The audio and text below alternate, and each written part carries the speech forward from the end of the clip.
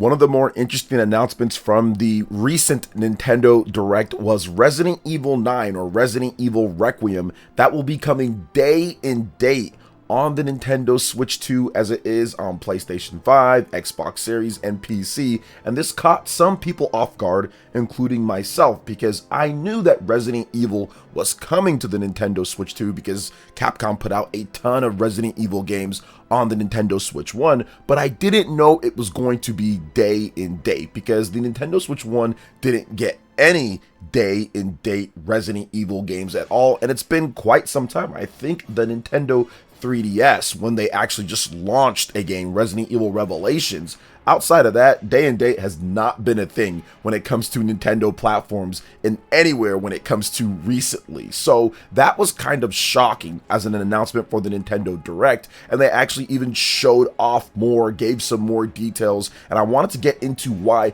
this is an incredibly important game when it comes to the future of the Nintendo Switch 2, third-party support, and more. But before we get into the rest of that, please make sure you hit that like button, subscribe if you're someone new, and click that notification bell to get my videos as soon as they drop. All right, let's go ahead and jump into this, guys, because I find this to be absolutely fascinating. So why is it super important? What is the reasoning when it comes to Resident Evil Requiem? Well, one, because Resident Evil is a historic franchise, historically great franchise, obviously good selling franchise. There's a number of different things, but it's also continuing to chip away and I would say pretty much shatter the narrative that the Nintendo Switch 2 can't do big AAA games day and date. Yes, we got Star Wars Outlaws, which was incredible, and that showed that it can handle current generation games that are at the top of the class when it comes to PlayStation 5 and Xbox Series, but obviously that was a year later after it launched overall. Yes, it did Cyberpunk, which was also great. It showed that can have the Phantom Liberty DLC, which wasn't on the previous gen with PlayStation 4 and Xbox One, but once again, that was multiple years later. This is an actual major, big AAA title, day and date with other platforms, whereas once again, like I stated before, when it comes to Nintendo platforms, we have not been getting day and date stuff at all. So the fact that it's actually coming that time, that is really big for third-party developers, especially Japanese ones, to show that you can get that done. And it's big because it can be a big announcement for a Nintendo Direct and people can get excited about that. Yes, you want to have top tier Nintendo Switch first party games. That is what's going to drive the Nintendo Switch 2. That's what drove the Nintendo Switch 1. That's what drives most Nintendo platforms that end up doing well. But I do think that you also need, especially from Japanese developers, the top of the line best Japanese games, like we talked about with Final Fantasy VII Remake Intergrade and more. You're going to need those Japanese titles to make sure that things can flow great in Japan when it comes to sales, because that is going to be one of the major areas where install base is going to come from and sales are going to come from, but also so you can have a variety of different games for people around the world to play and keep the momentum with your system. So it's really important that this type of announcement was given the ending type of slot where people are really kind of tuned in and focused to see, okay, what are they going to end out the show with? These are usually the best games or some of the best games, and they gave it that almost ending slot overall right next to Fire Emblem Fortune's Weave, which I'm going to make a whole separate video more on content, of course, on that. So that's going to be awesome. But that's why it's so important. The positioning, the placing, the fact that Nintendo was giving them a very high amount of importance overall, that is going to be key going forward. So it's incredibly important when it comes to Japan and them getting their games on the Nintendo Switch 2. Now, another big thing here, guys, is the native RE engine support for Switch 2. This was something that was interesting on Switch 1 because with the Nintendo Switch 1 overall, you had the RE engine, but it was a custom, finely tuned and tweaked version of the engine, and there wasn't a lot of games that used that engine on the Switch. I think there was like the Ghost and Goblins Revived or that remake or whatever they did when they brought that back. And then there was also Monster Hunter Rise, which is great. Monster Hunter Rise was awesome. But once again, it was something that was custom made. It was tweaked to it. They didn't have a ton of games that supported it overall. And Capcom couldn't get the actual real native RE engine games on the Nintendo Switch 1, but not at this point. With this announcement of Resident Evil Requiem, that is the actual RE engine on the Nintendo Switch 2, as you can see in the logo at the end of the trailer from the Direct, that yes, that is the RE engine, the one that they're using for Xbox and PlayStation and PC. That's going to be native on the Nintendo Switch 2. That is massive for what's going on with Capcom, because all of their games are using that. So essentially any game that's coming to RE engine, like I said, essentially not 100%, but any game that's coming to RE engine is going to be available to be ported onto the Nintendo Switch 2, or they can even just create games natively for the Nintendo Switch 2 using that RE engine. And I think that's the big thing that people aren't necessarily realizing right now, is that Capcom might actually have more plans for this system than meets the eye. Now, don't get me wrong, they're always going to have that big, RE or the big Monster Hunter when it comes to Xbox and PlayStation and everything. But if you're looking at potentially a brand new Monster Hunter game, native RE engine for the Nintendo Switch 2 that really targets and focuses on the specs of that system, you can get something that's significantly better than what we saw with Monster Hunter Rise from a graphical and visual standpoint, because of the boosted specs and because now they have that and they can say, we're going to make something specifically for this. So I do think that that could be something to look out for in the future, that native RE engine support, the popularity of the Nintendo Switch 2, and Capcom even coming out and saying, hey, look, this actually is doing a lot better than even what we thought. Trust me, that money, in terms of the money flowing in from Nintendo when it comes to the Switch 2, the amount of people buying the system and the games that are selling, that influences a lot of things when it comes to games getting greenlit, what's going to get funded. It's super important. So I do think that that native RE engine support when it comes to Resident Evil 9 coming over is just a big thing, which we're going to tie back to that in just a bit. Now, let's talk about the graphics and the comparison, because this was interesting to see.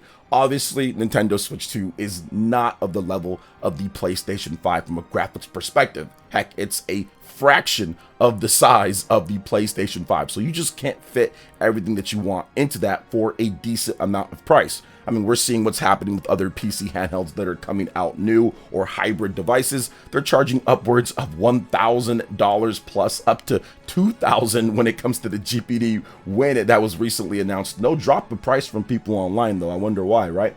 But when it comes down to it, you're getting this system when it comes to $450 that has DLSS and has some of these advanced techniques in there to be able to shorten the gap, or more like close the gap, from what you get on a PlayStation 5 to a Nintendo Switch 2. I think that's incredible, especially for people who like to play games anywhere that they want, or if they business travel a lot, or if they just like to have the ability to switch back and forth. I think that it's a timeless type of feature. It's a very good gimmick to have, and it's a gimmick that many people are going to copy and have already copied overall with the Nintendo Switch when that came out. So I do think that when you look at the graphics and all that, yes, not as good, probably going to run at half the frame rate, 30 FPS, not going to have all the different bells and whistles graphically, but I do think that it's still pretty solid overall, and it's probably going to look great when it comes to portable mode and playing in that type of way. And I was impressed with how good they were able to get it, because some people were saying beforehand that there's no way that they're going to be able to get games like this running and looking good.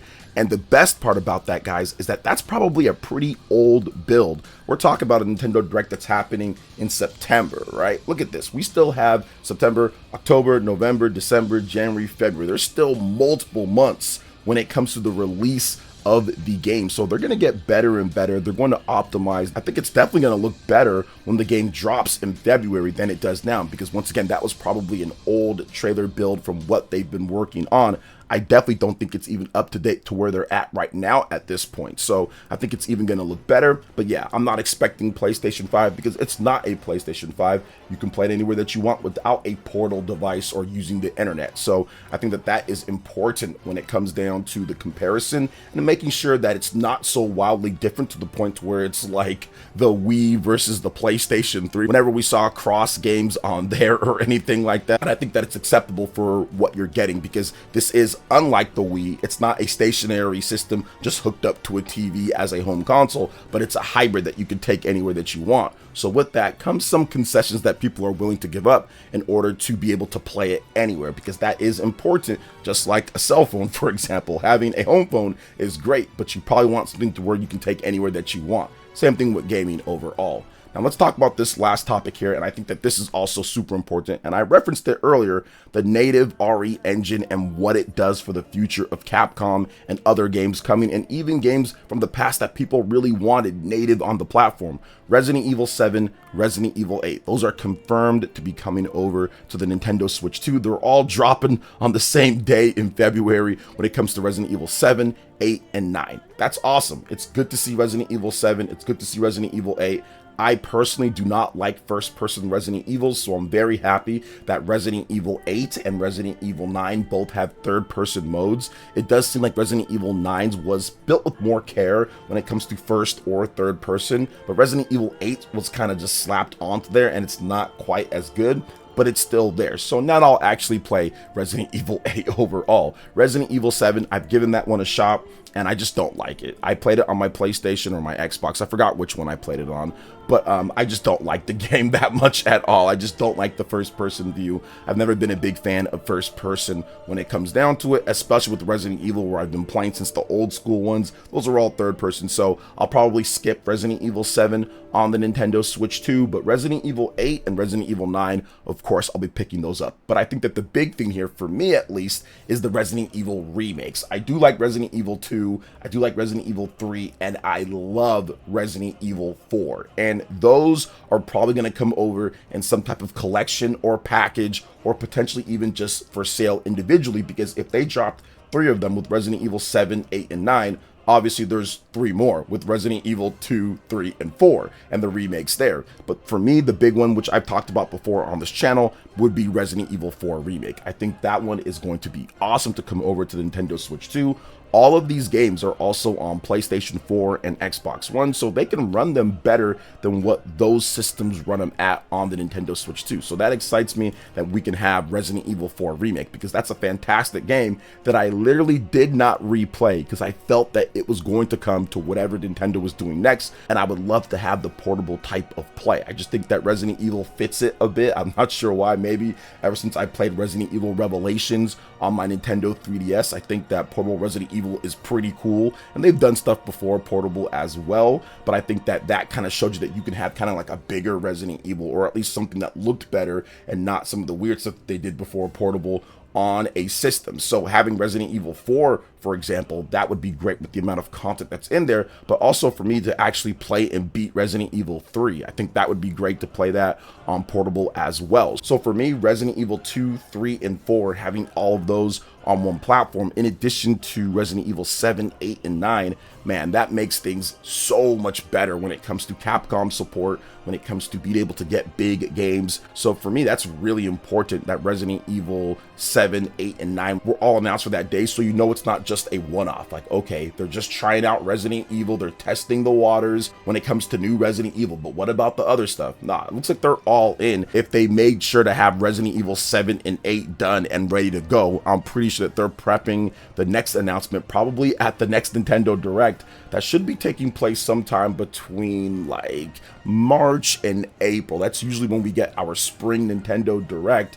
I think that they're probably prepping the next announcement of Resident Evil 2, 3, and 4 for the Nintendo Switch 2 going forward later in the year in 2026. So I think that's going to be awesome to kind of see that as well. But my last and kind of final thoughts on this is that if Capcom can come out here and people can support these games and support kind of what's happening with what Capcom is trying to do, I think that once again you're going to see a lot of other developers support it as well. And I think more Western developers say, okay, we're going to get our games day and date, or we're going to invest into making sure this is good, especially if Resident Evil 9 and 7 and 8 end up doing really well, which I do have a feeling that Resident Evil 9 is going to do pretty well on the Nintendo Switch 2, especially in Japan. That can be pretty much a starter, an igniter for some of these other companies that maybe aren't quite as sold when it comes to day and date, and that's the important thing. Not as Nintendo Switch 2, it's selling really well. They need to kind of close the gap when it comes to the fall off of Xbox. So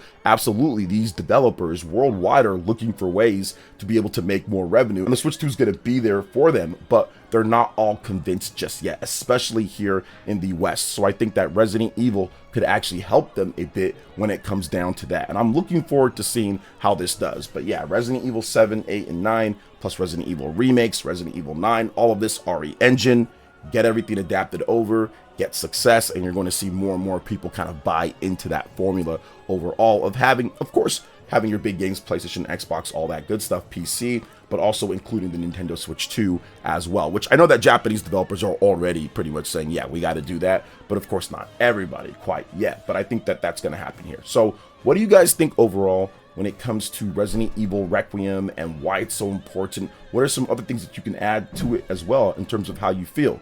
Let me know in the comment section below. All right, guys, that wraps it up for this video here. Thank you so much for watching. I do appreciate it. Please make sure you hit that like button, subscribe if you're someone new, click that notification bell, and check out my other Nintendo Switch 2 RPG videos and more right here on screen. Thanks for watching, and we'll catch you guys for the next one. Peace.